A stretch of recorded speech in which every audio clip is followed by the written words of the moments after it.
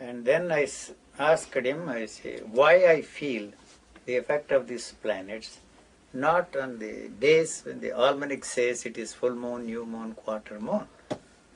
And he said, I don't know how you have come to this conclusion. You are very correct, he said. Huh? You are not an astronomer. I said, I'm not an astronomer. That is the way this body is responding to the planetary effect on this body. Probably we are also affecting the planets. One of these days we'll find some instruments to measure how much we are affecting the planets. Huh? So he said that the only thing you can predict with exactness and precision is, you see, the eclipses, but not the full moon, not the opponent quarter.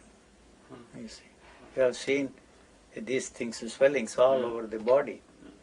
You know, even Le Boyer said, I don't even know what it is, what's happening here.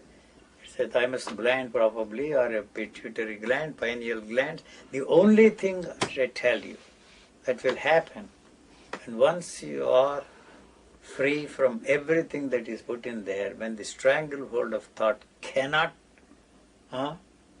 function, control, the way it has been controlling all these years, the incompleteness of the body, that is the glands that are inactive, are activated. So it has come into its fullness. What prevents that to come into its fullness and function in its fullness is that one. What is the nonsense, the thought. So when once that is finished, you see, so what I am saying is, when once it has come into its own, when once they are all activated, it is not something spiritual or mystical or mystifying. It functions in its natural way. So it has no use for you, and you will have no use for others. Another thing is, the nature does not use anything as a model. You are not ready to accept that, you see. No two faces are the same if you very closely watch. You go there tomorrow and sit there on the bench there and see how men, women, children walk in the streets. They all walk differently. I discovered this when I was a student of botany, studying leaves. No two leaves are the same. No two faces are the same. No two human bodies are the same. You try to fit them into the same frame, and said even the twins that they always talk of, the twins sharing the same features, even they are different. If you very closely watch the angles, if you study, so no two bodies are the same, no two leaves are the same. So nature does not use anything as a model.